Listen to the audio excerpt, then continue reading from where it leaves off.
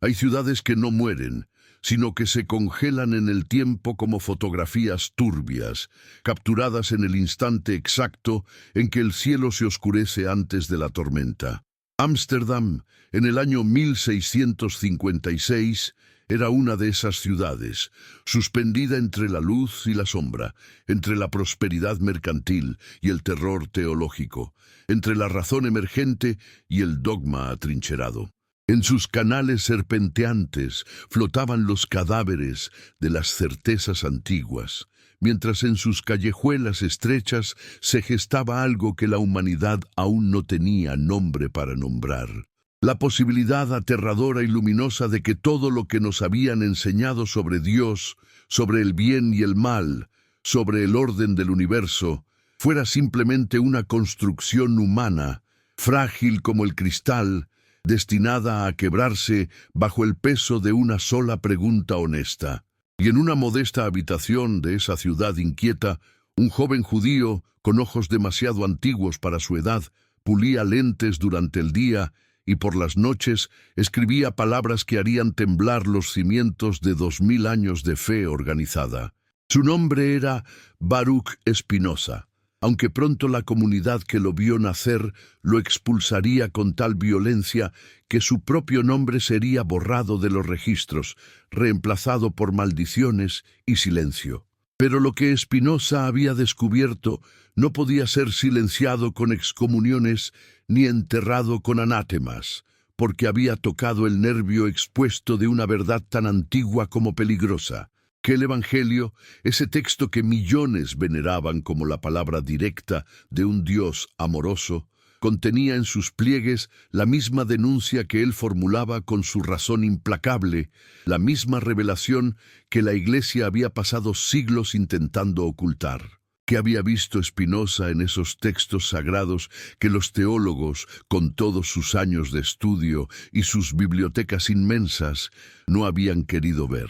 ¿O será que sí lo habían visto, pero habían decidido que algunas verdades son demasiado destructivas para ser pronunciadas en voz alta? La historia que estamos a punto de recorrer juntos no es solo la historia de un filósofo herético o de un texto religioso mal interpretado. Es la historia de cómo la humanidad construye sus cárceles morales, cómo levanta muros de dogma para protegerse no de la maldad externa, sino de la verdad interna, esa verdad que susurra en nuestro interior cuando estamos solos en la oscuridad. Que quizás, solo quizás, hemos estado adorando no a Dios, sino a nuestro propio miedo. Y en este momento, mientras estas palabras fluyen hacia ti, quiero que te detengas un instante, que mires a tu alrededor y que te preguntes: ¿desde dónde me estás escuchando? ¿En qué ciudad del mundo te encuentras ahora mismo? ¿Qué hora marca el reloj en tu país mientras estas ideas viajan desde la página hasta tu conciencia? Te invito a que escribas en los comentarios tu ubicación, tu momento presente, porque esta conversación que estamos teniendo trasciende el tiempo y el espacio, conecta pasado y presente, une ciudades distantes en una sola pregunta: ¿podemos soportar la verdad? Y si estas palabras resuenan en ti, si sientes que algo aquí toca una fibra que no sabías que existía, comparte este video con alguien cercano, con ese amigo o familiar que también se hace preguntas en la madrugada, porque la verdad se multiplica cuando se comparte y las bendiciones fluyen cuando abrimos conversaciones que otros prefieren mantener cerradas. El año 1656 fue el año en que Baruch Spinoza dejó de ser judío. No dejó de serlo por voluntad propia, sino porque la comunidad sefardí de Ámsterdam lo declaró muerto en vida. Lo expulsó con un cherem tan severo que incluía la prohibición de acercarse a menos de 4 codos de cualquier judío, de leer sus escritos, de pronunciar su nombre sin escupir después. El documento de excomunión es una pieza fascinante de terror teológico, un texto que resuma no tanto indignación moral como pánico puro, el pánico de quienes sienten que el suelo bajo sus pies comienza a agrietarse. por el juicio de los ángeles y el veredicto de los santos. Comienza el texto: excomulgamos, expulsamos, execramos y maldecimos a Baruch Spinoza. ¿Qué había hecho este joven de 23 años para merecer tal furia celestial? Había cometido el pecado imperdonable, había pensado por sí mismo, había leído los textos sagrados sin el filtro de los rabinos, sin la mediación de los intérpretes autorizados, y había llegado a conclusiones que hacían temblar toda la estructura de poder que sostenía no solo al judaísmo, sino a todas las religiones organizadas. Había descubierto que los milagros descritos en la Biblia no eran intervenciones divinas en las leyes naturales, sino malentendidos de una humanidad que aún no comprendía esas leyes. Había sugerido que Moisés no escribió el Pentateuco, que los profetas no eran receptores pasivos de mensajes divinos, sino individuos con imaginaciones vívidas y agendas políticas. Pero sobre todo, había propuesto algo que hasta el día de hoy sigue siendo considerado blasfemia en muchos círculos: que Dios y la naturaleza son lo mismo, que no existe un Dios personal que escucha oraciones y castiga pecados, sino una sustancia infinita que se despliega según leyes necesarias e inmutables. ¿Por qué esta idea resulta tan aterradora para las religiones institucionalizadas? Porque disuelve de un solo golpe todo el aparato de control que han construido durante milenios. Si Dios no es una persona que juzga y premia, entonces no tiene sentido el concepto de pecado tal como lo entienden las iglesias. Si no hay pecado en el sentido teológico tradicional, entonces no se necesitan sacerdotes que medien entre Dios y los hombres. Si no se necesitan sacerdotes, entonces se desmorona toda la jerarquía eclesiástica. Y si se desmorona la jerarquía, entonces se pierde el poder, el dinero, la influencia social, todo el edificio cuidadosamente construido a lo largo de siglos. Spinoza no solo estaba proponiendo una idea filosófica abstracta, estaba amenazando con destruir un sistema entero de dominación. Los rabinos de Ámsterdam lo entendieron perfectamente, por eso la violencia de su respuesta. No estaban defendiendo a Dios de las blasfemias de Spinoza, estaban defendiendo su propio poder de las implicaciones de sus ideas. Y esto nos lleva a la primera gran pregunta que debemos hacernos. ¿Cuántas veces en la historia de la humanidad se ha perseguido en nombre de Dios lo que en realidad era una amenaza al poder humano? ¿Cuántas hogueras se han encendido no para defender la fe, sino para proteger privilegios? ¿Cuántas excomuniones, cuántas condenas, cuántos silencios forzados han sido en realidad actos de autodefensa de instituciones que sentían que su monopolio sobre la verdad estaba en peligro? Pero aquí es donde la historia se vuelve verdaderamente fascinante, porque lo que Spinoza descubrió en su análisis del Antiguo Testamento no era algo completamente nuevo. Era algo que ya estaba allí, oculto a plena vista, esperando que alguien tuviera el coraje de señalarlo. Y cuando Spinoza se volteó hacia el Nuevo Testamento, hacia ese evangelio que la Iglesia cristiana había convertido en piedra angular de su poder, encontró algo que debió haberlo dejado sin aliento, que Jesús mismo había dicho esencialmente lo mismo que él estaba diciendo. El núcleo del mensaje evangélico, cuando se lo despoja de las capas de interpretación teológica acumuladas durante siglos, contiene exactamente la misma denuncia del poder religioso que Spinoza formulaba con su razón filosófica. ¿No es esto profundamente inquietante? ¿No nos obliga a preguntarnos si la Iglesia, al perseguir a herejes como Spinoza, no estaba en realidad persiguiendo las implicaciones más radicales del mensaje de su propio fundador? ¿No será que el cristianismo institucional pasó 2000 años construyendo exactamente el tipo de estructura de poder contra la cual Jesús había predicado? Pensemos en el famoso episodio de Jesús expulsando a los mercaderes del templo. La escena es bien conocida. Jesús entra al templo de Jerusalén y encuentra que se ha convertido en un mercado, con comerciantes vendiendo animales para sacrificios, cambistas intercambiando monedas, todo un sistema económico funcionando bajo el techo sagrado. Y Jesús, ese hombre que la tradición presenta como manso y humilde, se enfurece con una violencia que sorprende a quienes solo conocen su versión domesticada. Vuelca las mesas de los cambistas, dispersa a los mercaderes con un látigo improvisado, grita que han convertido la casa de su padre en una cueva de ladrones. ¿Qué estaba denunciando realmente Jesús en ese momento? No estaba enojado porque hubiera comercio cerca del templo, sino porque la religión misma se había convertido en un negocio, porque la relación con Dios había sido mercantilizada, mediada por transacciones económicas, controlada por una clase sacerdotal que se enriquecía con el miedo y la devoción del pueblo. El sistema de sacrificios del templo era brillante en su crueldad. Primero le decías a la gente que Dios requería sacrificios de animales específicos para perdonar sus pecados.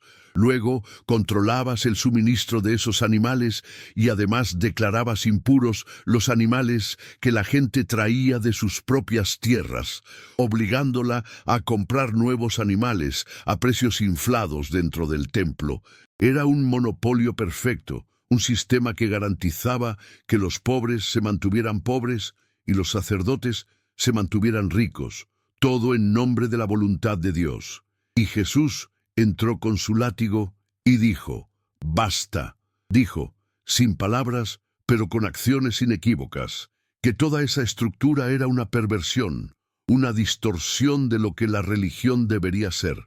Pero aquí está lo perturbador. La Iglesia, a lo largo de los siglos, reconstruyó exactamente el mismo sistema que Jesús había demolido.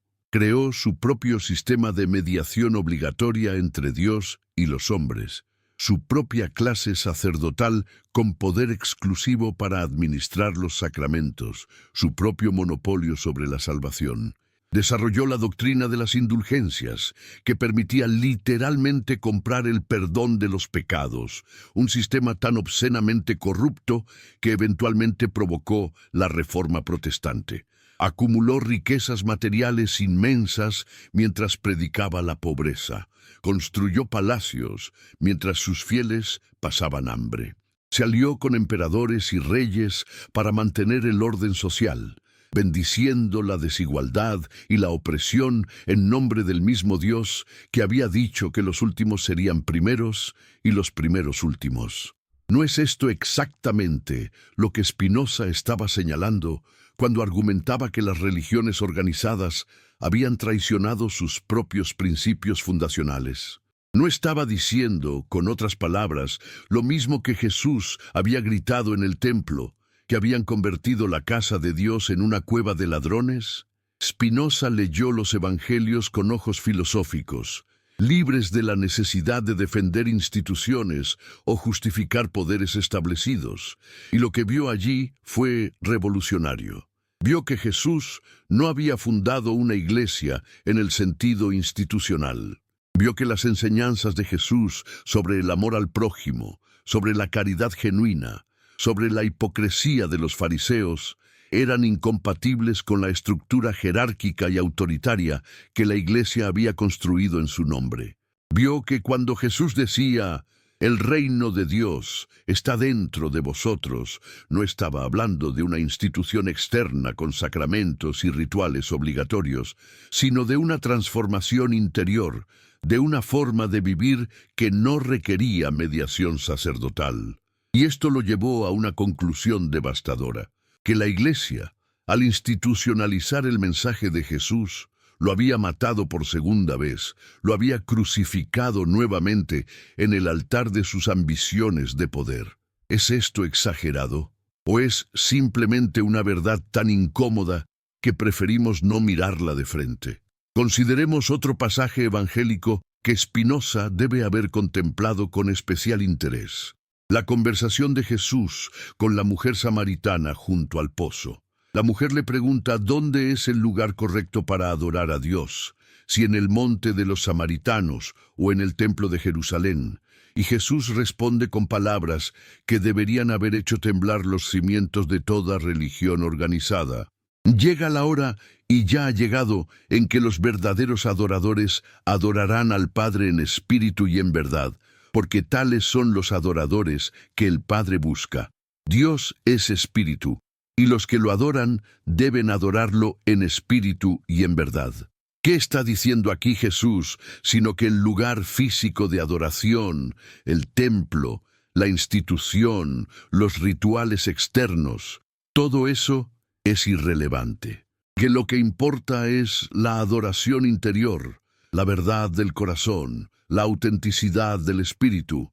Y sin embargo, ¿qué hizo la Iglesia durante siglos? Construyó catedrales cada vez más imponentes, desarrolló liturgias cada vez más elaboradas, insistió en que la salvación solo podía obtenerse a través de sus sacramentos administrados por sus sacerdotes en sus edificios sagrados. Tomó las palabras de Jesús sobre la adoración en espíritu y en verdad y las usó para justificar exactamente el tipo de religión institucionalizada y ritualizada que esas palabras estaban cuestionando. ¿No es esto una traición? ¿No es esto lo que Spinoza veía con tanta claridad que los teólogos de su tiempo se negaban a ver? El filósofo de Ámsterdam escribió en su Tratado Teológico Político algo que todavía hoy resulta explosivo. El propósito de la religión no es enseñar la verdad, sino la obediencia. Estaba haciendo una distinción crucial entre la religión como sistema de control social y la filosofía como búsqueda de la verdad. La religión, argumentaba, se preocupa por cómo la gente se comporta, por mantener el orden social, por garantizar que los ciudadanos obedezcan las leyes y no cuestionen la autoridad.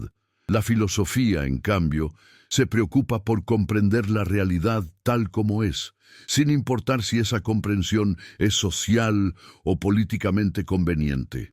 Y aquí está la clave. Spinoza no estaba diciendo que la religión fuera necesariamente mala o falsa, sino que había sido secuestrada, pervertida, transformada de una búsqueda espiritual genuina en una herramienta de dominación. Y cuando volvemos al Evangelio con esta perspectiva spinociana, ¿qué encontramos? Encontramos a Jesús diciendo exactamente lo mismo. Encontramos sus denuncias feroces contra los fariseos, esos guardianes de la ortodoxia religiosa que atan cargas pesadas y las ponen sobre los hombros de los hombres, pero ellos mismos no quieren moverlas ni con un dedo. Encontramos sus advertencias contra los que devoran las casas de las viudas mientras hacen largas oraciones para aparentar. Encontramos su insistencia en que las reglas religiosas fueron hechas para el hombre, no el hombre para las reglas religiosas. Encontramos, en resumen, a alguien que estaba haciendo en el siglo I lo mismo que Spinoza haría en el siglo XVII, denunciando la instrumentalización de la religión para propósitos de control y dominación. Pero hay algo aún más profundo aquí, algo que conecta a Spinoza y al Evangelio en un nivel que va más allá de la crítica institucional. Ambos comparten una visión de la moralidad que es radicalmente diferente de la que las religiones organizadas han promovido. Para la Iglesia, la moralidad es fundamentalmente obediencia a mandamientos externos, respeto a reglas establecidas por una autoridad divina que juzga y castiga. Es una moral del miedo, construida sobre la amenaza de la condenación eterna y la promesa de la salvación celestial. Haces el bien no porque sea intrínsecamente bueno, sino porque Dios te lo ordena y te castigará si desobedeces. Evitas el mal, no porque comprendas su naturaleza destructiva, sino porque temes las consecuencias sobrenaturales de cometerlo. Es una moral infantil, adecuada quizás para sociedades primitivas que necesitaban el miedo al castigo divino para mantener el orden. pero completamente inadecuada para seres humanos que aspiran a la madurez moral y espiritual. Spinoza rechazó esta visión con una claridad cortante. Para él, la moralidad no tiene nada que ver con obedecer mandamientos divinos arbitrarios. La moralidad, argumentó, es comprender las leyes necesarias de la naturaleza humana y vivir de acuerdo con la razón. El bien es lo que aumenta nuestra potencia de actuar, lo que nos hace más libres, más capaces, más plenos. El mal es lo que disminuye esa potencia, lo que nos esclaviza a pasiones destructivas, lo que nos fragmenta internamente. No necesitas que un Dios externo te diga que el odio es malo. Basta con observar honestamente cómo el odio te envenena por dentro, cómo te encadena a aquello que odias, cómo te roba la paz y la alegría. No necesitas un mandamiento celestial para entender que la generosidad es buena. Basta con experimentar cómo dar auténticamente a otros expande tu propio ser, cómo te conecta con algo más grande que tu ego aislado.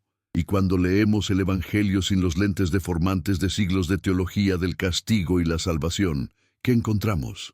Encontramos que Jesús enseñó exactamente esta moral, basada en la comprensión interna, no en el miedo externo. No juzguéis para que no seáis juzgados, dice. Y lo que está proponiendo no es una regla externa impuesta por Dios, sino una observación sobre cómo funciona la realidad psicológica. Cuando juzgas severamente a otros, fortaleces en tu propia mente los mecanismos de juicio que eventualmente se volverán contra ti mismo. Perdona 70 veces 7, enseña. Y no porque un Dios caprichoso haya decidido arbitrariamente que el perdón es bueno, sino porque aferrarse al resentimiento es un veneno que te consume desde dentro.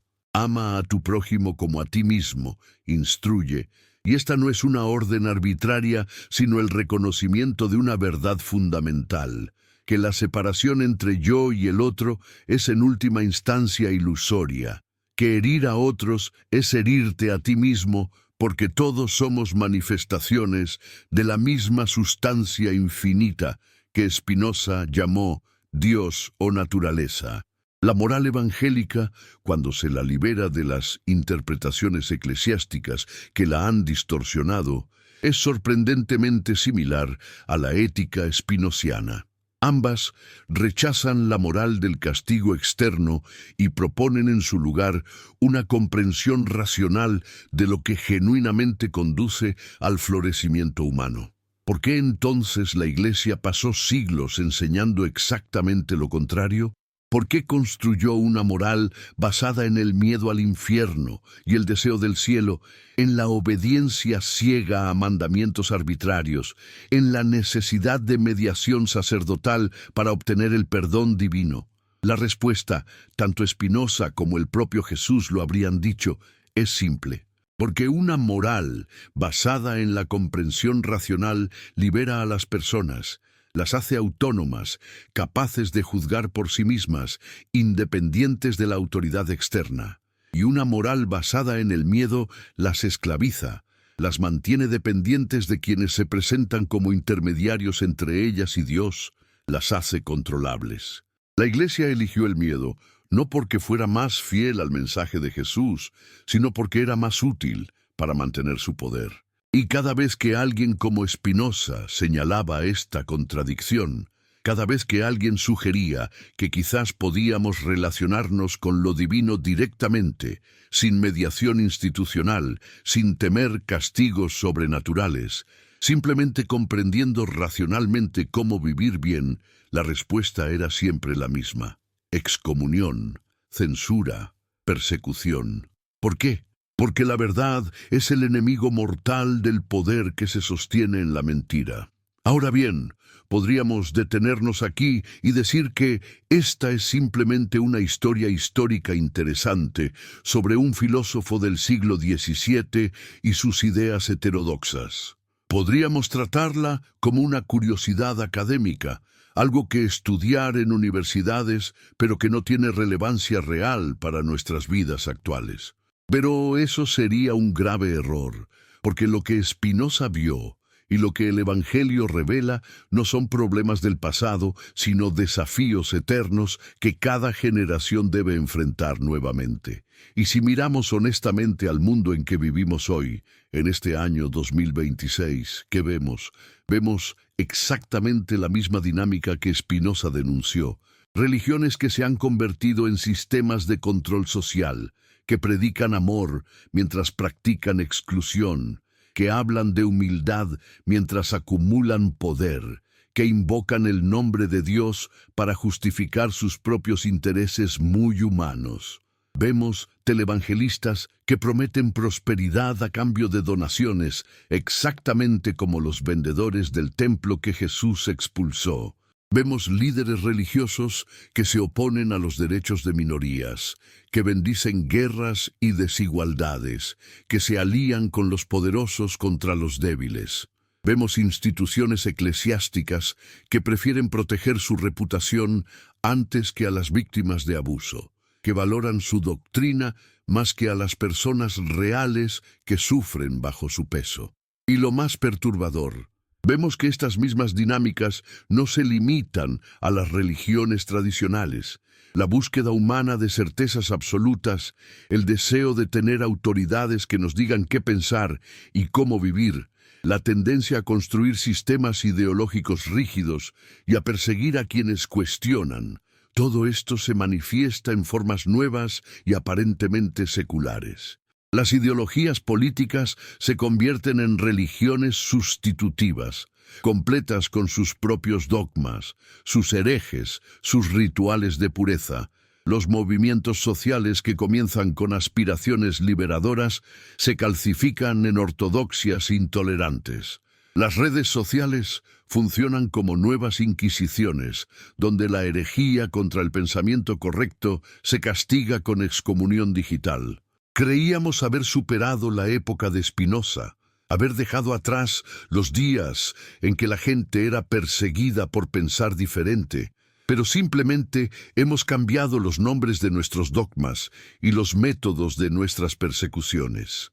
La estructura subyacente permanece: el miedo a la verdad, el deseo de controlar el pensamiento, la necesidad de tener chivos expiatorios que cargar con la culpa de nuestras inseguridades colectivas. No deberíamos preguntarnos por qué, después de siglos de progreso, seguimos repitiendo los mismos patrones. Spinoza llamó a esto superstición, y la definió no como la creencia en cosas falsas, sino como la manipulación del miedo humano para propósitos de control. La superstición, escribió, surge del miedo y la esperanza. La gente teme a las fuerzas que no comprende y espera que haya poderes superiores que puedan protegerla de esas fuerzas. Y siempre hay alguien dispuesto a presentarse como intermediario entre la gente y esos poderes superiores, alguien que dice: yo tengo el conocimiento secreto, yo conozco la voluntad de Dios, yo puedo interceder por ti si me obedeces y me pagas. La superstición no es primariamente un error cognitivo, es una estructura de poder. Y el Evangelio, cuando se lo lee con honestidad, es una denuncia constante de esta estructura. Jesús no dejó de criticar a los líderes religiosos de su tiempo que atan cargas pesadas sobre los hombros de los demás, que devoran las casas de las viudas mientras hacen largas oraciones, que cuelan el mosquito pero se tragan el camello. ¿Qué es esto sino una descripción perfecta de cómo la religión se convierte en superstición, de cómo la búsqueda genuina de lo sagrado se pervierte en un sistema de explotación?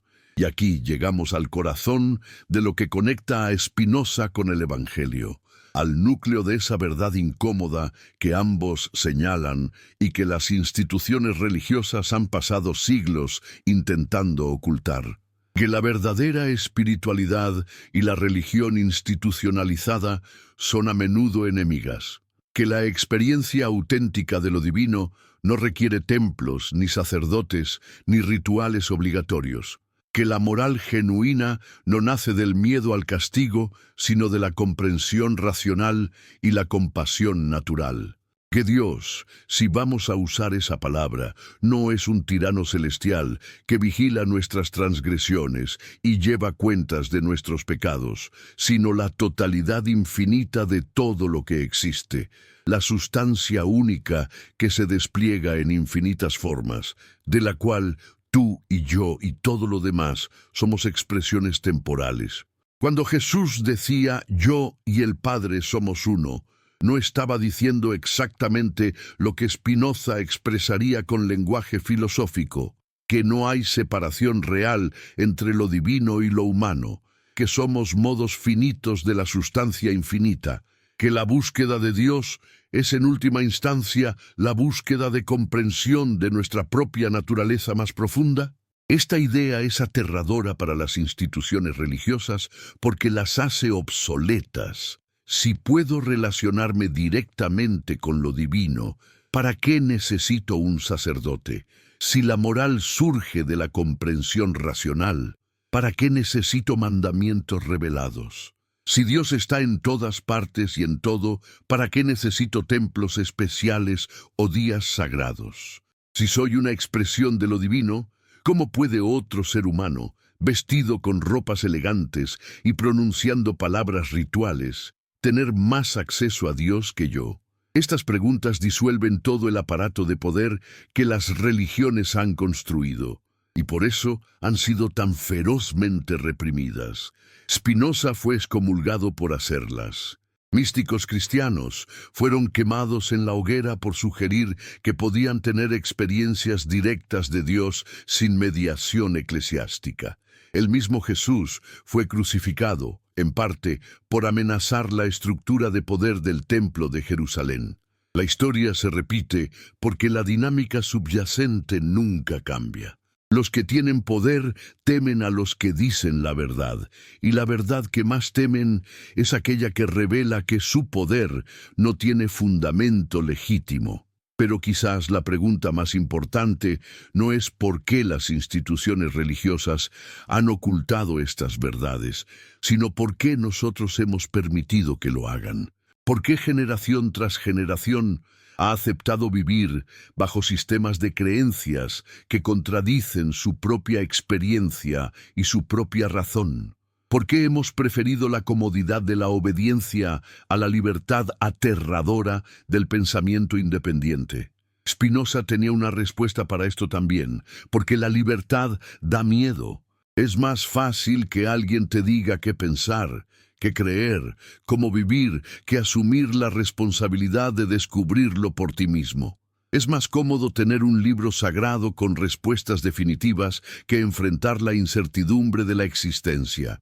Es menos angustiante creer en un Dios personal que escucha tus oraciones y tiene un plan para tu vida que aceptar que vives en un universo indiferente, regido por leyes naturales. Por eso la gente se aferra a sus creencias incluso cuando la evidencia las contradice. Por eso las religiones sobreviven siglo tras siglo a pesar de todas sus contradicciones internas y sus fracasos morales evidentes. No porque sean verdaderas, sino porque ofrecen algo que la verdad no puede ofrecer: certeza sin esfuerzo, significado sin búsqueda, comunidad sin cuestionamiento. El Evangelio, en su núcleo más radical, rechaza este pacto falso. Cuando Jesús dice, «La verdad os hará libres», está diciendo que solo la verdad genuina, por dolorosa que sea, puede liberarte verdaderamente. Que las mentiras reconfortantes son cadenas, que prefieras saber lo que es real, aunque te asuste, a vivir en una ilusión cómoda. Y Spinoza pasó su vida defendiendo exactamente la misma posición. Por eso ambos fueron perseguidos. Por eso ambos siguen siendo relevantes, porque el conflicto entre la verdad liberadora y la mentira reconfortante nunca termina. Se renueva en cada época con nuevos disfraces, pero la misma dinámica fundamental. Marte 2. La habitación donde Spinoza pulía sus lentes era pequeña, apenas iluminada por la luz grisácea que se filtraba a través de las ventanas empañadas por la humedad perpetua de Ámsterdam. Sus manos se movían con precisión mecánica, puliendo el cristal en círculos constantes, creando superficies perfectamente curvas que transformarían la luz en imágenes más claras. Había algo profundamente metafórico en su oficio. Él pulía cristales para que otros pudieran ver mejor, y simultáneamente pulía ideas para que la humanidad pudiera ver con mayor claridad la naturaleza de la realidad.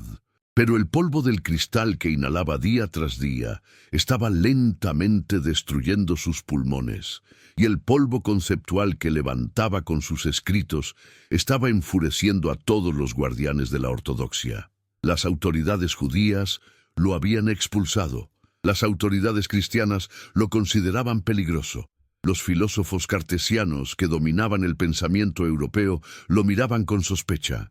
Estaba completamente solo, y sin embargo no estaba solo, porque tenía algo que sus perseguidores nunca podrían quitarle: la certeza de que había visto algo verdadero, algo que no podía ser borrado por excomuniones ni refutado por amenazas.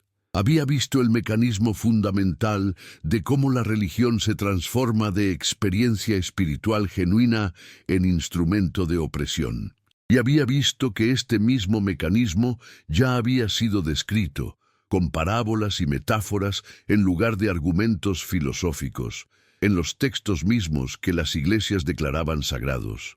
El conflicto entre fe y razón no es un conflicto natural.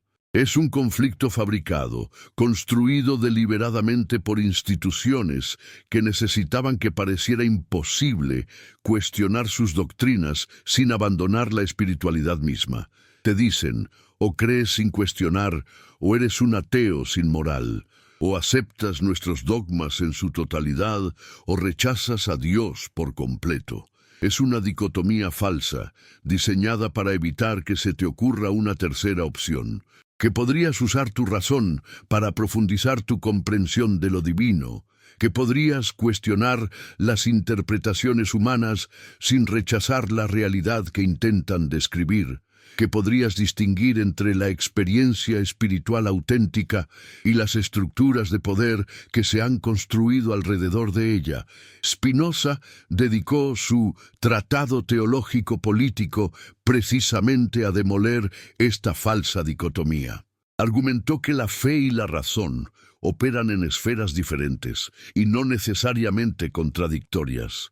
La razón busca comprender cómo funciona la realidad, mientras que la fe promueve ciertos modos de vivir y actuar. El problema surge cuando la fe pretende hacer afirmaciones sobre cómo funciona la realidad física, afirmaciones que contradicen lo que la razón puede demostrar. Y el problema se agrava cuando las instituciones religiosas insisten en que debes aceptar estas afirmaciones erróneas sobre la realidad como precio de entrada para la comunidad espiritual. Tomemos un ejemplo concreto que Spinoza analizó extensamente: los milagros. La Biblia está llena de relatos milagrosos. Moisés divide el mar rojo. Josué detiene el sol. Jesús camina sobre el agua, multiplica panes y peces, resucita muertos. Las iglesias insisten en que estos eventos ocurrieron literalmente, que representan intervenciones sobrenaturales de Dios, suspendiendo las leyes naturales. Y te dicen que si cuestionas la literalidad histórica de estos relatos, estás cuestionando el poder de Dios mismo, estás mostrando falta de fe, estás en camino a la perdición. Spinoza respondió: esto es absurdo. Si Dios es la naturaleza misma, si Dios es la totalidad de todo lo que existe operando según leyes necesarias, entonces la idea de que Dios suspendería sus propias leyes es incoherente. Sería como decir que Dios se contradice a sí mismo. Las leyes naturales no son restricciones externas impuestas a Dios. Son la expresión de la naturaleza divina. Violar esas leyes sería como pedir que Dios deje de ser Dios. Entonces, ¿qué son estos milagros bíblicos? Son argumentó Spinoza, el resultado de que personas que no comprendían las leyes naturales interpretaron eventos naturales inusuales como intervenciones divinas. O son exageraciones y embellecimientos narrativos de eventos históricos más mundanos. O son simplemente metáforas y parábolas que nunca pretendieron ser tomadas literalmente. ¿Es esto un ataque a la religión? Spinoza argumentaría que no, que es precisamente lo contrario, es una defensa de la dignidad divina. Porque pensar que Dios necesita hacer trucos de magia para impresionar a los humanos es tratarlo como un mago de circo, no como la realidad última del universo. Y aquí está lo fascinante. Cuando volvemos al Evangelio con esta perspectiva, encontramos que el propio Jesús tenía una relación complicada y ambivalente con los milagros. Una y otra vez, cuando la gente le pide que haga señales milagrosas para probar su autoridad, Él se niega o responde con frustración. Generación malvada y adúltera que demanda señales, dice. Les reprocha que busquen milagros en lugar de comprender sus enseñanzas. Y cuando realiza curaciones, frecuentemente le dice a la persona curada, «Tu fe te ha salvado», sugiriendo que el poder no viene de él, sino de la propia fe de la persona. Es casi como si Jesús estuviera diciendo, no se trata de los milagros, se trata de la transformación interior, de comprender verdades más profundas sobre cómo vivir. Pero la Iglesia, a lo largo de los siglos, hizo exactamente lo contrario. Enfatizó los milagros, los convirtió en pruebas de la divinidad de Jesús. Insistió en que debías creer en ellos literalmente. ¿Por qué? Porque los milagros son útiles para el control. Si Jesús podía hacer milagros y tú no puedes, entonces hay una diferencia cualitativa fundamental entre Él y tú. Y si la Iglesia es la única institución que tiene acceso a ese poder milagroso a través de sus sacramentos, entonces necesitas a la Iglesia. La insistencia en los milagros literales no es una defensa de la fe, es una estrategia de poder. Spinoza fue más allá. No solo cuestionó los milagros, sino toda la estructura de la revelación divina, tal como las religiones la presentaban. Las iglesias afirmaban que Dios había revelado verdades específicas a profetas específicos, y que estas verdades reveladas tenían una autoridad superior a cualquier cosa que la razón humana pudiera descubrir. Por lo tanto, cuando la revelación y la razón entraban en conflicto, la razón debía someterse. Spinoza invirtió esta jerarquía completamente. Argumentó que la razón es el único instrumento confiable que tenemos para distinguir la verdad de la falsedad. Si alguien afirma que Dios le reveló algo, ¿cómo podemos saber si esa afirmación es verdadera? Solo usando nuestra razón para evaluar si lo que afirman es coherente, si se alinea con lo que sabemos sobre cómo funciona el mundo, si produce buenos frutos en términos de cómo afecta el comportamiento humano. La revelación sin el filtro de la razón es inútil, porque cualquiera puede afirmar cualquier cosa y llamarla revelación divina. De hecho, eso es exactamente lo que ha ocurrido a lo largo de la historia. Miles de profetas contradictorios, todos afirmando que Dios les habló, todos diciendo cosas diferentes, todos convencidos de su propia autoridad divina. Sin la razón como árbitro, no tenemos manera de distinguir entre revelación genuina y delirio, entre inspiración divina y manipulación humana. Y una vez más, cuando leemos el Evangelio con esta perspectiva spinoziana, encontramos que Jesús mismo sugirió algo similar. Por sus frutos los conoceréis, dice. No los conoceréis por sus afirmaciones de autoridad divina, no por los milagros que dicen hacer, no por las escrituras que citan, sino por los efectos prácticos de sus enseñanzas en la vida real. Es un criterio profundamente racional. Juzga las ideas por sus consecuencias, no por la autoridad que las proclama. Jesús advirtió contra los falsos profetas que vienen disfrazados de ovejas, pero interiormente son lobos rapaces. ¿Cómo distinguirlos? no preguntando si proclaman las doctrinas correctas o citan las escrituras apropiadas, sino observando qué tipo de vida producen, si generan amor o odio, libertad o opresión, crecimiento o marchitamiento. Es exactamente el tipo de evaluación racional que Spinoza defendía. Y sin embargo, las iglesias construidas en nombre de Jesús hicieron lo contrario. Establecieron que la ortodoxia doctrinal era más importante que los frutos prácticos, que creer las cosas correctas sobre la naturaleza de Cristo era más crucial que vivir con compasión y justicia. Quemaron a personas en la hoguera por errores doctrinales menores, mientras ignoraban la corrupción moral masiva dentro de sus propias instituciones. Valoraron la conformidad sobre la comprensión, la obediencia sobre la transformación, el poder sobre la verdad. No deberíamos preguntarnos cómo ocurrió esta inversión. Cómo un movimiento que comenzó con un carpintero itinerante que no tenía dónde recostar la cabeza y que denunciaba a los ricos y poderosos, se transformó en una de las instituciones más ricas y poderosas de la historia humana. Cómo enseñanzas sobre amar a los enemigos y compartir con los necesitados se convirtieron en justificaciones para cruzadas, inquisiciones, conquistas coloniales. La respuesta, desde una perspectiva spinoziana, es que el cristianismo fue cooptado por exactamente las mismas fuerzas que Jesús había criticado.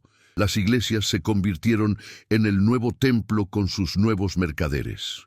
Los obispos se convirtieron en los nuevos fariseos, más preocupados por la pureza doctrinal que por la justicia. La institución eclesiástica se convirtió en lo que Jesús había venido a desafiar. Y cada vez que alguien señalaba esta contradicción, cada vez que alguien sugería que quizás la Iglesia debería vivir según las enseñanzas de su fundador, la respuesta era la persecución.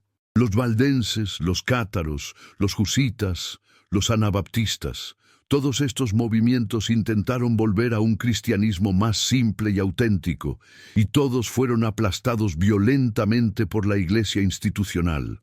¿Por qué? Porque representaban una amenaza existencial no al cristianismo, sino al poder eclesiástico. Spinoza comprendió que este patrón no era específico del cristianismo. Era una dinámica que se repetía en todas las religiones organizadas. Comenzaban con una experiencia o enseñanza genuina de alguien que había alcanzado cierta comprensión profunda de la realidad. Pero luego esa experiencia y enseñanza se institucionalizaba, se congelaba en doctrinas fijas, se rodeaba de rituales obligatorios, se entregaba a una clase sacerdotal que afirmaba tener acceso exclusivo a su interpretación correcta, y en el proceso, la vitalidad original se perdía, reemplazada por una cáscara muerta de reglas y creencias que debían ser aceptadas sin cuestionamiento. La religión viva se convertía en religión muerta, y lo más trágico era que esta religión muerta se presentaba como la única forma auténtica de espiritualidad, mientras que cualquier intento de recuperar la vitalidad original era denunciado como herejía. Es como si tomaran el cadáver de algo que una vez estuvo vivo y lo declararan la única forma legítima de vida, mientras perseguían cualquier cosa que realmente respirara. El judaísmo de los fariseos que Jesús criticó había caído en esta trampa. Habían tomado la Torá, que originalmente era una guía para vivir con justicia y compasión, y la habían convertido en un sistema de 613 mandamientos con interpretaciones cada vez más elaboradas y cargas cada vez más pesadas. Habían perdido el espíritu de la ley en su obsesión por la letra, y Jesús vino y dijo: «Están haciendo todo mal. El sábado fue hecho para el hombre, no el hombre para el sábado. Las reglas existen para servir al florecimiento humano, no al revés». Pero luego, el cristianismo institucional hizo exactamente lo mismo.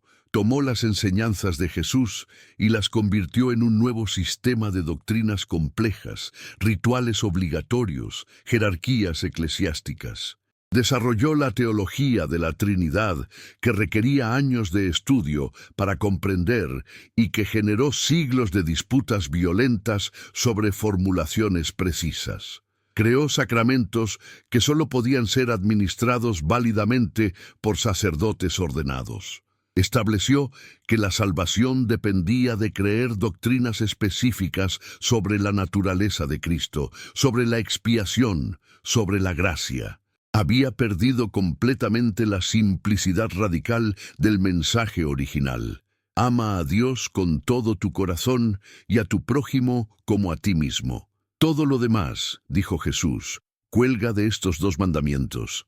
Pero la Iglesia construyó una estructura teológica tan compleja que se necesitaban décadas de educación especializada para navegarla, y luego afirmó que esta complejidad era necesaria para la salvación. Spinoza vio a través de toda esta edificación. Argumentó que la verdadera religión, si vamos a usar esa palabra, se reduce a algo extremadamente simple: justicia y caridad. Actuar con justicia hacia otros y con amor generoso. Eso es todo. Todo lo demás, todas las doctrinas teológicas complejas, todos los rituales elaborados, todas las estructuras jerárquicas, son adiciones humanas que oscurecen en lugar de iluminar. Y su punto no era que estas cosas sean necesariamente malas en sí mismas, sino que se han convertido en obstáculos en lugar de ayudas, en fines en lugar de medios, en ídolos que han reemplazado a lo que supuestamente señalaban.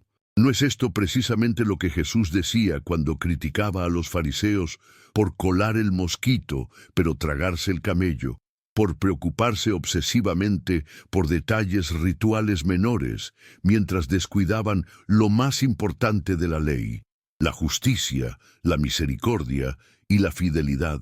La religión se había convertido en su propia antítesis.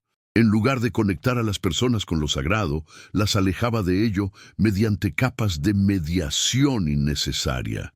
Pero quizás el aspecto más radical de la crítica de Spinoza a la religión organizada era su rechazo total del concepto de pecado tal como las iglesias lo habían desarrollado. Para la teología cristiana tradicional, el pecado es una ofensa contra Dios que merece castigo eterno. Y la humanidad está sumida en el pecado desde la caída de Adán, naciendo con pecado original que la condena a menos que sea salvada por la gracia divina mediada a través de la Iglesia. Esta doctrina es brillante como herramienta de control psicológico. Te dice que eres fundamentalmente corrupto, que mereces el infierno, que no puedes salvarte a ti mismo, que depender completamente de la Iglesia para tu salvación. Te mantiene en un estado de culpa perpetua y dependencia institucional. Spinoza rechazó todo este aparato conceptual. Para él, lo que llamamos pecado no es una ofensa contra un Dios personal que lleva cuentas, sino simplemente ignorancia de nuestra propia naturaleza y de las leyes que gobiernan el florecimiento humano. Cuando actuamos de maneras que nos dañan a nosotros mismos o a otros, lo hacemos porque no comprendemos adecuadamente las consecuencias de nuestras acciones, porque estamos atrapados en pasiones que nublan nuestro juicio, porque confundimos lo que es genuinamente bueno para nosotros con satisfacciones temporales que finalmente nos destruyen. No hay una deidad enojada en el cielo tomando nota de nuestras transgresiones. Hay simplemente las consecuencias naturales de vivir en armonía o en conflicto con nuestra verdadera naturaleza. Esta es una visión radicalmente diferente de la moralidad, y una vez más, se alinea sorprendentemente con aspectos del Evangelio que la teología cristiana posterior ha ignorado o distorsionado. Cuando Jesús encontraba a personas atrapadas en comportamientos destructivos, no los condenaba, ni les hablaba sobre su naturaleza pecaminosa y su necesidad de castigo divino. Les decía: vete y no peques más. Y el énfasis estaba en el futuro, en la transformación, en vivir diferente.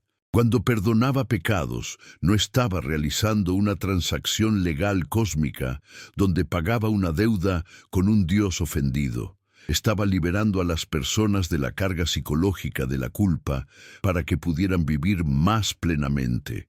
Su interacción con la mujer sorprendida en adulterio es instructiva. Los fariseos querían apedrearla según la ley de Moisés, pero Jesús respondió: el que esté libre de pecado, que tire la primera piedra. No estaba defendiendo el adulterio ni diciendo que el comportamiento estaba bien. Estaba señalando la hipocresía de un sistema moral basado en el castigo, donde todos juzgan a todos mientras ignoran sus propias faltas. Y después de que todos se fueron, le dijo a la mujer: tampoco yo te condeno, vete y no peques más. Libertad del juicio, invitación a la transformación, énfasis en el futuro, no en el castigo del pasado. Es una moral terapéutica, no punitiva.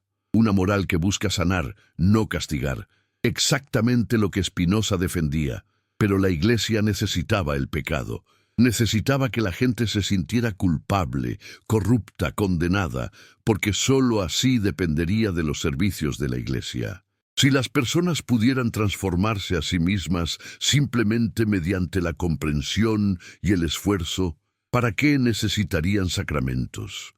Si no hubiera un Dios enojado que necesitara ser apaciguado, ¿para qué necesitarían sacerdotes que intercedieran? Si el pecado fuera simplemente ignorancia y error en lugar de ofensa cósmica, entonces la solución sería educación y comprensión, no ritual y penitencia. Todo el aparato institucional de la Iglesia se sostiene sobre la doctrina del pecado y la salvación. Sin ella, la institución pierde su razón de ser. Por eso reaccionó con tanta violencia contra cualquiera que cuestionara esta doctrina. Spinoza fue uno de muchos que pagaron el precio por atreverse a sugerir que quizás Dios no era el tirano cósmico que la teología oficial pintaba, que quizás el universo operaba según principios racionales comprensibles en lugar de caprichos divinos arbitrarios, que quizás la moral era una cuestión de comprensión y no de obediencia. Y aquí llegamos a una de las preguntas más perturbadoras que emerge de esta comparación entre Spinoza y el Evangelio. Si las enseñanzas de Jesús realmente se alinean más con la visión spinociana de una espiritualidad racional, no institucional, basada en la comprensión y la transformación interior, entonces, ¿qué es realmente el cristianismo histórico?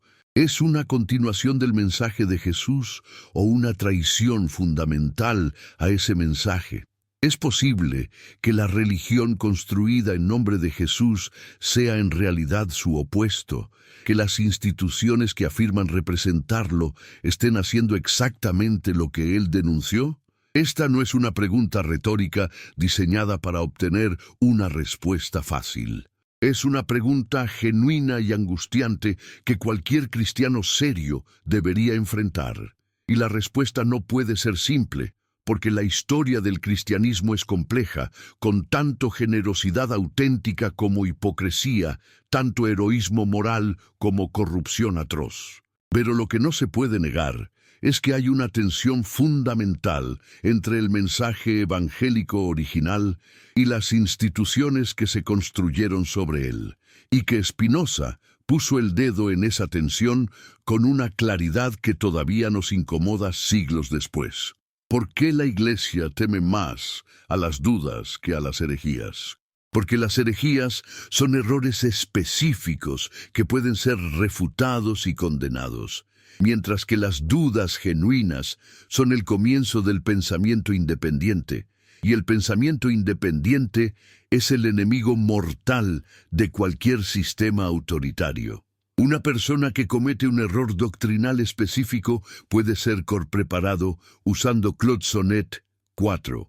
5 par 3, parte 3, regida, reeducada, reintegrada al rebaño.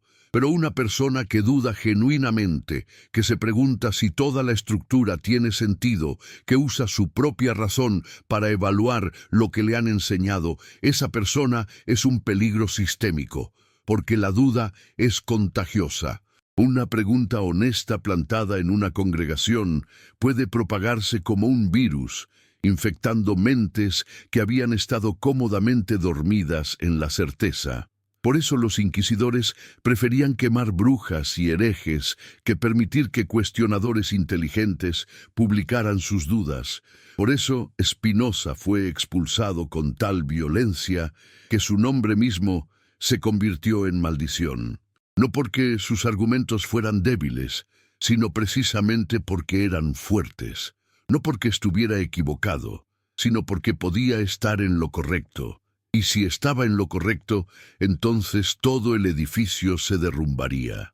Pensemos en lo que realmente estaba en juego en el conflicto entre Spinoza y las autoridades religiosas de su tiempo.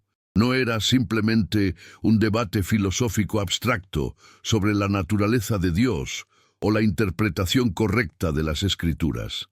Era una lucha por el poder de definir la realidad misma. Durante siglos, las instituciones religiosas habían monopolizado no solo la autoridad moral, sino también la autoridad epistémica. Ellas decidían qué era verdadero y qué era falso, qué conocimiento era legítimo y qué era herejía. La Biblia era la autoridad final sobre todo, desde la edad del universo hasta la estructura del sistema solar, desde la historia humana hasta las leyes de la naturaleza. Cualquier conocimiento que contradijera las Escrituras, tal como la Iglesia las interpretaba, debía ser rechazado sin importar cuánta evidencia lo respaldara.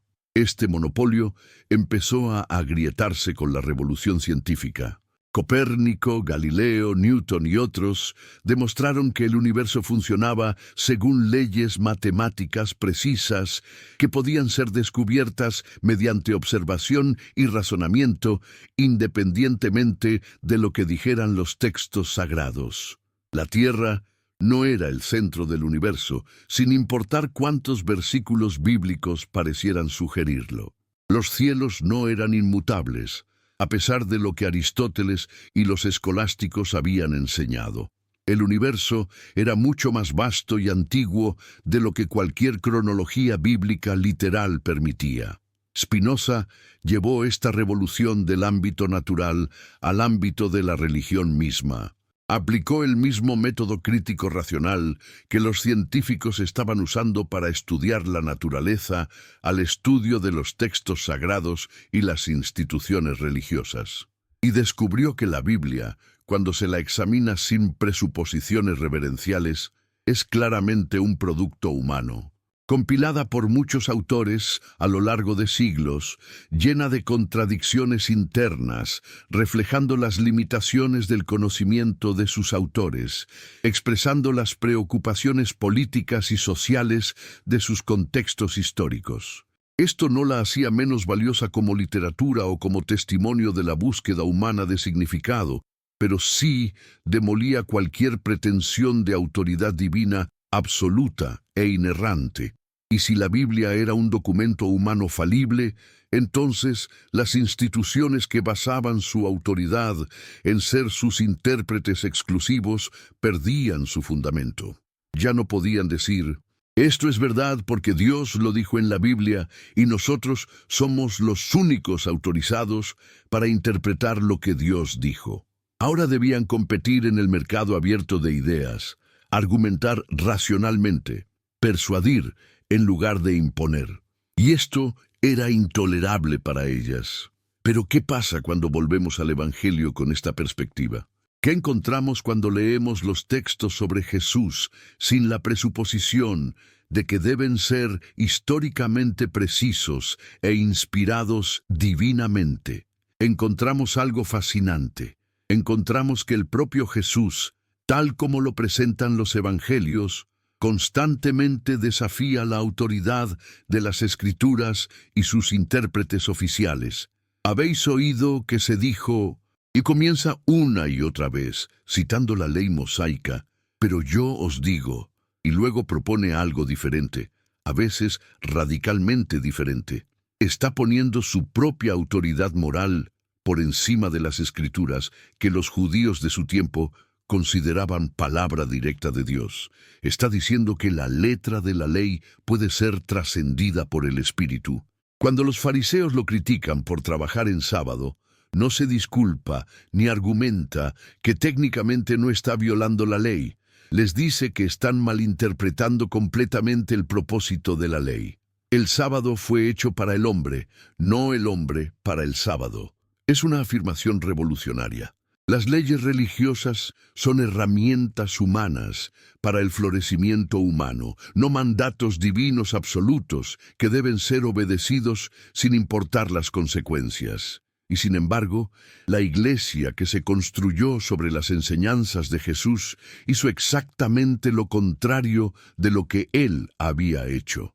En lugar de cuestionar y reinterpretar las Escrituras a la luz de la comprensión más profunda, las congeló en interpretaciones oficiales que no podían ser cuestionadas. En lugar de valorar el espíritu sobre la letra, desarrolló sistemas legales canónicos cada vez más complejos. En lugar de liberar a las personas de cargas religiosas opresivas, impuso nuevas cargas. Es como si hubieran aprendido todas las lecciones equivocadas. Jesús les mostró cómo no hacer religión, y ellos tomaron notas meticulosas, y luego hicieron exactamente eso. ¿Por qué? Porque la forma de religión que Jesús modeló, centrada en la transformación interior y la comprensión directa, no puede ser institucionalizada, no puede ser controlada, no genera poder ni riqueza, no permite la construcción de jerarquías. Es una amenaza existencial para cualquier iglesia organizada. Entonces, las iglesias tuvieron que distorsionar el mensaje, tuvieron que convertir a Jesús de un profeta del reino interior en el fundador de una institución externa, de un crítico de la religión organizada en el objeto de una nueva religión organizada. Spinoza vio esta ironía histórica con una claridad devastadora. En su Tratado Teológico Político, argumentó que los apóstoles mismos habían comenzado el proceso de distorsión al adaptar el mensaje de Jesús a las capacidades intelectuales limitadas de su audiencia. Pablo, en particular, construyó una teología compleja de salvación, pecado, expiación y gracia que iba mucho más allá de las enseñanzas simples de Jesús sobre amor y justicia. Y las generaciones posteriores de teólogos construyeron sobre esto, añadiendo capa tras capa de complejidad doctrinal, hasta que el cristianismo se convirtió en una religión de creencias correctas en lugar de una forma de vida transformada. El énfasis cambió de sigue a Jesús a cree cosas específicas sobre Jesús. Y este cambio fue fatal, porque ahora podías ser considerado cristiano mientras vivías de manera completamente opuesta a las enseñanzas de Jesús, siempre y cuando afirmaras las doctrinas correctas. Podías oprimir a los pobres, acumular riqueza obscena, vivir con hipocresía flagrante y aún así ser un buen cristiano si creías en la Trinidad, en la expiación sustitutiva, en la resurrección corporal. Las creencias se volvieron más importantes que las acciones, la ortodoxia más crucial que la ortopraxis. ¿No es esto exactamente lo que Jesús había denunciado en los fariseos? ¿No les había criticado por preocuparse más por la pureza ritual que por la justicia, por valorar la conformidad doctrinal sobre la compasión genuina? Este pueblo me honra con los labios, citó, pero su corazón está lejos de mí. Y sin embargo, el cristianismo institucional se convirtió en exactamente eso. Una religión de palabras correctas sin transformación del corazón, de credos recitados sin vidas cambiadas, de ortodoxia profesada sin práctica coherente. Spinoza no estaba atacando a Jesús cuando criticaba al cristianismo. Estaba defendiendo a Jesús contra la traición de sus supuestos seguidores. Estaba diciendo, miren lo que han hecho con sus enseñanzas, cómo han convertido el vino en vinagre, cómo han tomado un mensaje liberador y lo han transformado en un nuevo sistema de opresión. Y lo más trágico es que hacen todo esto en su nombre. citando sus palabras para justificar exactamente el tipo de comportamiento que él condenó. Ahora debemos enfrentar la pregunta más difícil, la que nos lleva al corazón de lo que significa que Spinoza y el Evangelio compartan la misma clave. ¿Cuál es esa clave? ¿Qué descubrieron ambos que resulta tan peligroso para los poderes establecidos? La respuesta es simple pero profunda. Que la autoridad moral no viene de afuera sino de adentro, que no necesitas mediadores entre tú y la verdad, que la transformación genuina es posible sin instituciones, sacramentos o credos obligatorios. Es la revelación de que eres suficiente, de que tu razón y tu conciencia son herramientas adecuadas para navegar la vida moral, de que puedes relacionarte directamente con lo que es sagrado sin necesitar que sacerdotes te digan cómo hacerlo. Esta es la idea que disuelve todo el aparato de control que las religiones organizadas han construido. Y por eso ambos, Spinoza y Jesús, fueron perseguidos por las instituciones religiosas de sus respectivos tiempos. No porque estuvieran equivocados, sino porque estaban peligrosamente en lo correcto. Pero, ¿qué tiene esto que ver con el colapso moral del mundo moderno mencionado en el título de esta reflexión? Aquí es donde la profecía de Spinoza se vuelve inquietantemente contemporánea. Él predijo que mientras las sociedades siguieran basando su moral en la superstición religiosa, en la obediencia ciega a autoridades externas, en el miedo al castigo divino, permanecerían fundamentalmente inestables. Porque una moral basada en el miedo es frágil.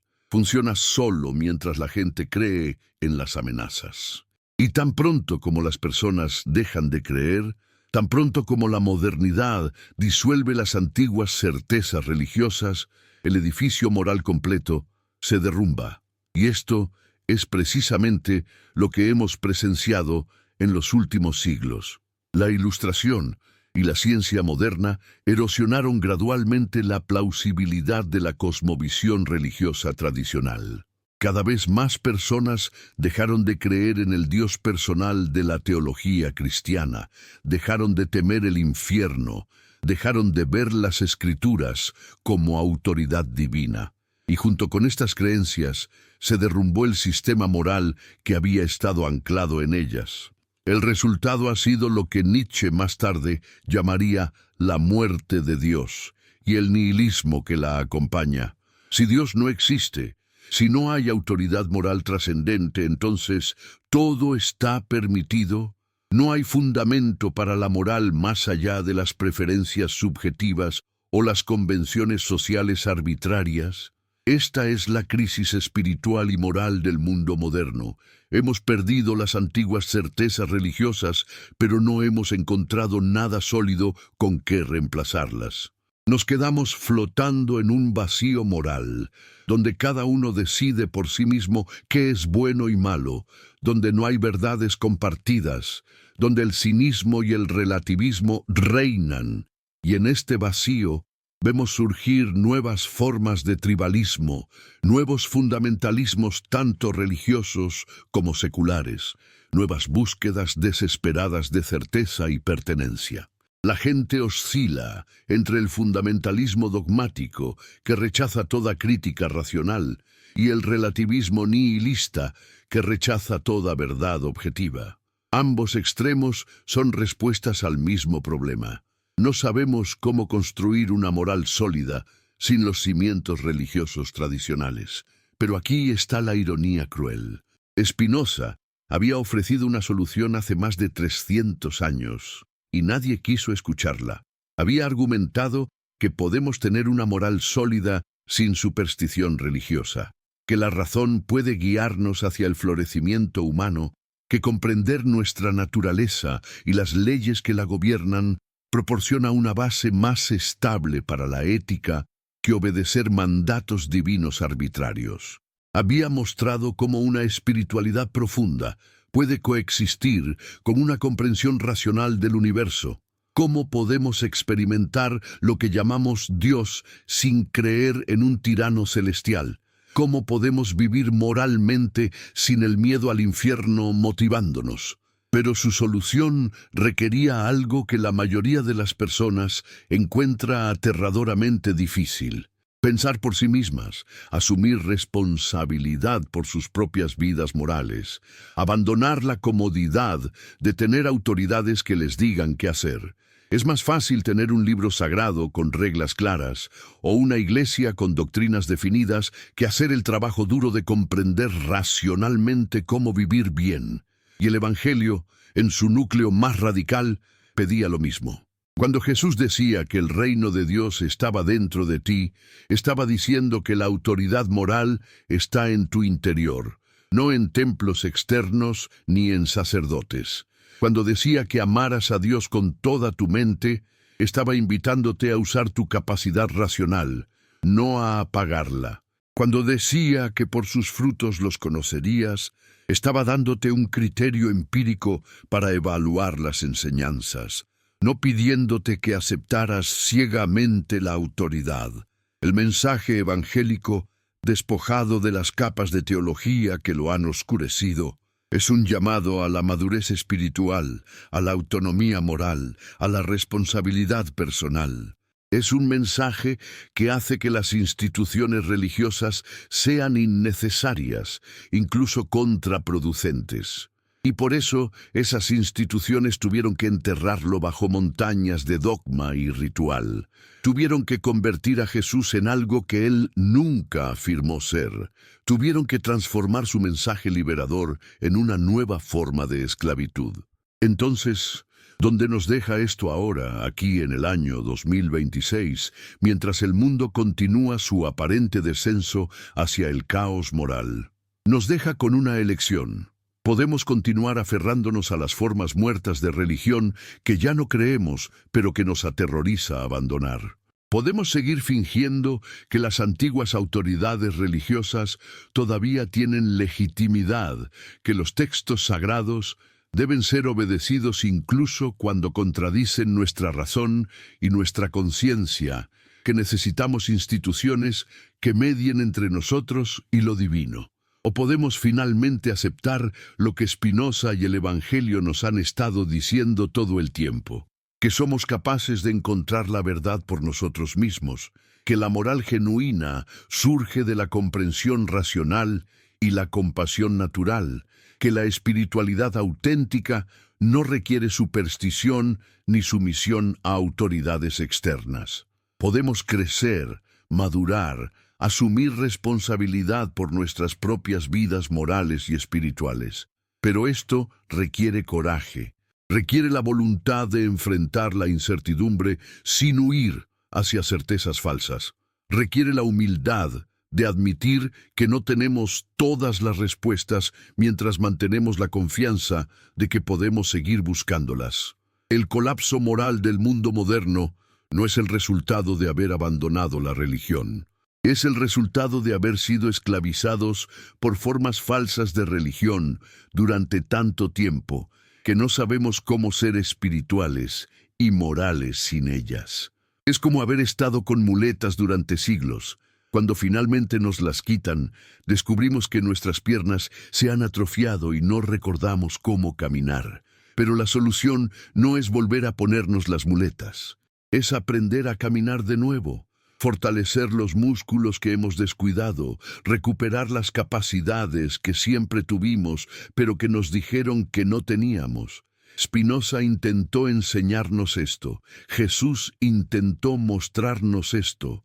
Ambos pagaron precios terribles por atreverse a sugerir que no necesitábamos las cadenas que nos habían convencido de que eran alas. ¿Y si toda la historia de la religión institucionalizada ha sido una gran desviación, un desvío masivo de la humanidad lejos de su verdadero destino? ¿Y si las iglesias, mezquitas, sinagogas y templos que hemos construido son en realidad monumentos a nuestro miedo y nuestra inmadurez, testigos de nuestra incapacidad para enfrentar directamente la realidad de la existencia? ¿Y si el verdadero sacrilegio no es cuestionar a Dios, sino creer que Dios necesita nuestras instituciones, nuestros rituales, nuestras ortodoxias. Estas preguntas no son ataques a la espiritualidad, sino invitaciones a una espiritualidad más profunda y auténtica. No son rechazos de lo sagrado, sino intentos de liberarlo de las prisiones conceptuales donde lo hemos encerrado. La verdadera blasfemia no es dudar de los dogmas, sino confundir los dogmas con la verdad. No es cuestionar las escrituras, sino tratarlas como si fueran más importantes que las personas reales que sufren bajo su peso mal interpretado. Spinoza murió joven, a los 44 años, sus pulmones destruidos por el polvo del cristal que pulía. Murió en relativa oscuridad, sus obras más importantes aún no publicadas o circulando anónimamente, porque era demasiado peligroso ponerles su nombre. Murió sabiendo que había sido expulsado no solo de su comunidad judía, sino también de la sociedad cristiana que lo veía con sospecha. Murió solo, pero murió sabiendo que había visto algo verdadero, algo que ninguna excomunión podía borrar. Y los siglos le dieron la razón. Sus ideas, que parecían tan peligrosas en su tiempo, se convirtieron en fundamentos del pensamiento moderno. Su crítica de la religión organizada fue vindicada una y otra vez por la historia de esas organizaciones. Su visión de una espiritualidad racional e inmanente influyó a generaciones de filósofos y pensadores. No ganó en su vida, pero ganó en la larga marcha de la historia. Porque la verdad tiene esa cualidad persistente, puede ser suprimida, puede ser atacada, puede ser enterrada, pero no puede ser destruida. Eventualmente resurge, como un río subterráneo que encuentra su camino hacia la superficie, sin importar cuántos obstáculos se le pongan. Y Jesús, ese carpintero de Nazaret que nunca escribió un libro, que nunca fundó una institución formal, que murió ejecutado como criminal a los 30 y pocos años, ¿acaso no demostró el mismo principio? Las autoridades religiosas y políticas de su tiempo pensaron que lo habían silenciado para siempre. Lo crucificaron, esa forma de ejecución diseñada específicamente para humillar y aterrorizar. Pensaron que habían resuelto su problema. Pero no puedes crucificar una idea cuyo tiempo ha llegado. No puedes matar una verdad que resuena con algo profundo en el espíritu humano. El mensaje sobrevivió, aunque distorsionado y malinterpretado por las instituciones que afirmaban preservarlo. Y de vez en cuando alguien como Spinoza viene y limpia las distorsiones, recuerda lo que el mensaje original realmente decía, apunta de vuelta hacia la verdad que se había perdido bajo capas de tradición y dogma, y el ciclo continúa. La verdad es revelada, es institucionalizada, se distorsiona. Alguien la redescubre, es perseguido. La verdad sobrevive. Una y otra vez, la misma danza a través de la historia. Pero quizás es momento de romper este ciclo. Quizás es momento de que finalmente aprendamos la lección que Spinoza y Jesús intentaron enseñarnos, que la verdad no puede ser poseída por instituciones, que la espiritualidad no puede ser monopolizada por sacerdotes, que la moral no puede ser reducida a obediencia ciega, que cada uno de nosotros tiene que hacer el trabajo de comprender, cuestionar, crecer, que no hay atajos, no hay autoridades que puedan hacer este trabajo por nosotros. No hay fórmulas mágicas que nos salven de la responsabilidad de vivir conscientemente. Esta es la verdadera enseñanza, la clave compartida que ambos señalaron. Que eres libre, que eres responsable, que eres capaz, que no necesitas que nadie más te autorice para relacionarte con la verdad y con lo sagrado. Y esta libertad es aterradora, porque con ella viene la responsabilidad total de tu vida. No puedes culpar a Dios por tus elecciones, no puedes esconderte detrás de "así dice el Señor" cuando haces cosas crueles. No puedes delegar tu conciencia moral a una institución y luego lavarte las manos cuando esa institución hace cosas horribles. Vivimos en una época de profunda confusión moral y espiritual. Las antiguas estructuras se están derrumbando, y eso aterroriza a mucha gente que preferiría aferrarse a las ruinas antes que aventurarse en territorio desconocido. Vemos resurgimientos de fundamentalismo religioso en todas las tradiciones, intentos desesperados de restaurar certezas que la modernidad ha hecho insostenibles. Vemos también el surgimiento de nuevas formas de dogmatismo secular, ideologías políticas que funcionan exactamente como religiones intolerantes, con sus propias herejías y excomuniones. Y en medio de todo esto, individuos buscan significado, luchan por encontrar bases sólidas para vivir moralmente, anhelan conexión con algo más grande que ellos mismos, pero no encuentran satisfacción en las respuestas tradicionales que ya no pueden creer honestamente. Esta es nuestra crisis, y Spinoza la predijo. Sabía que vendría un tiempo cuando las antiguas certezas se derrumbarían, y la humanidad tendría que elegir entre regresiones fundamentalistas y un avance valiente hacia una nueva forma de comprender lo espiritual y lo moral. La invitación que ambos, Spinoza y el Evangelio, nos extienden es a ese avance valiente.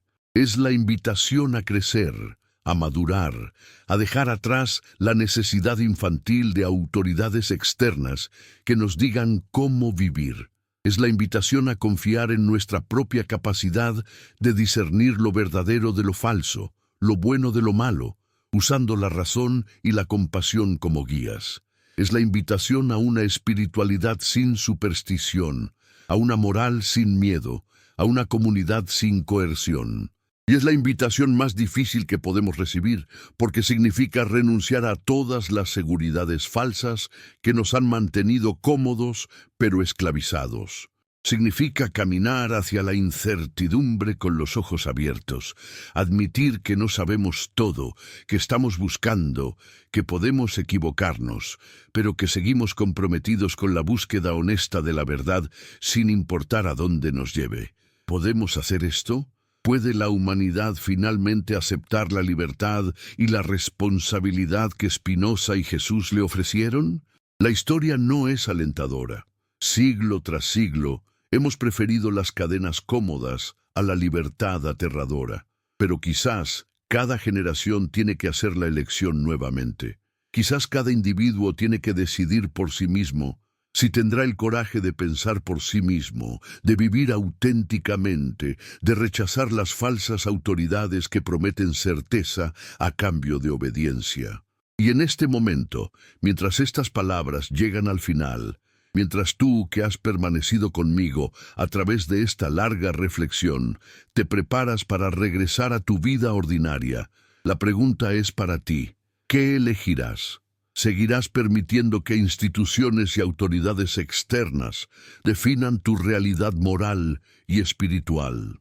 ¿O tendrás el coraje de reclamar tu propia capacidad de discernir, comprender, vivir según tu propia luz interior, guiada por la razón y la compasión? Esta no es una pregunta abstracta, es la pregunta más concreta que existe, porque cada día tomas decisiones morales. Cada día te relacionas con otros seres humanos. Cada día eliges qué tipo de persona ser. Y puedes hacer esas elecciones basándote en lo que alguna autoridad externa te ha dicho que debes hacer. O puedes hacerlas basándote en tu propia comprensión profunda de lo que realmente conduce al florecimiento humano. Puedes vivir por miedo al castigo o por deseo de recompensa. O puedes vivir porque comprendes que ciertos modos de ser son intrínsecamente mejores que otros. Puedes buscar lo sagrado en templos e instituciones, o puedes reconocer que lo sagrado está en todas partes, en cada momento de conciencia genuina, en cada acto de compasión auténtica, en cada esfuerzo honesto por comprender la verdad. La verdad que Spinoza y el Evangelio comparten no puede ser enterrada para siempre. Puede ser suprimida durante siglos, distorsionada por 1000 interpretaciones, ocultada bajo montañas de dogma, pero sigue allí, esperando ser redescubierta por cada generación, por cada individuo lo suficientemente valiente para mirar honestamente.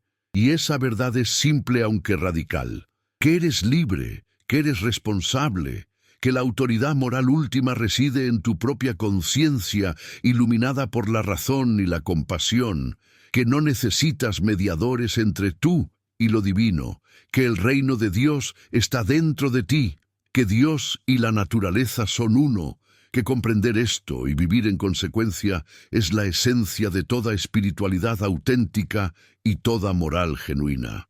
Esta es la clave que ambos ofrecieron. Esta es la verdad por la cual ambos fueron perseguidos. Esta es la revelación que las instituciones religiosas más temen, porque las hace obsoletas. Y ahora, después de 24.000 palabras, después de esta larga peregrinación a través de ideas peligrosas y verdades incómodas, te dejo con el mismo silencio inquieto que Spinoza debió haber sentido en su pequeña habitación de Ámsterdam, puliendo lentes, mientras el mundo exterior rugía con certezas que él sabía que eran falsas.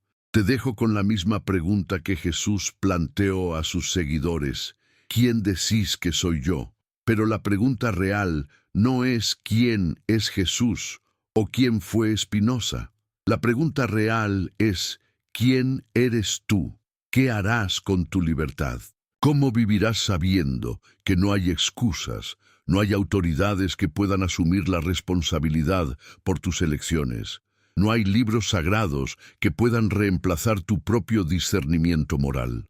Esta es la pregunta que permanece mucho después de que estas palabras se desvanezcan, mucho después de que cierres este texto y regreses a tu vida.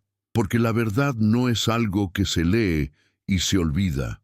Es algo que se vive o se traiciona, y no hay terreno intermedio. La verdad no puede ser enterrada para siempre. La libertad llama, aunque su voz sea aterradora. Y tú, en este momento preciso de la historia, en tu ciudad particular, bajo tu cielo específico, con tu conjunto único de circunstancias y posibilidades, tienes la oportunidad de responder a esa llamada o ignorarla. Elige sabiamente, porque en esa elección, pequeña como puede parecer, se juega todo lo que realmente importa.